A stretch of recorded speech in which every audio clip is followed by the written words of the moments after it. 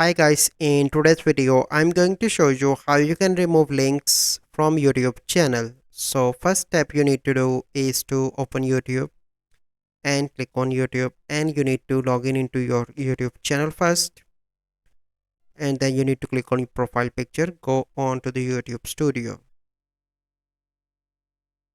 So once you are in the YouTube studio, then you need to click on content, and I want to remove link from this video, so click on this analytics icon.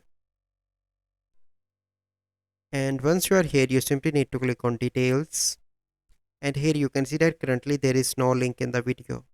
So let me select any other video. So I think this video will have, go on to the details, and here you can see that Instagram link and my email address. So if you want to remove, so you simply need to remove like this, and click on save on the top here. Now you can see that links are removed.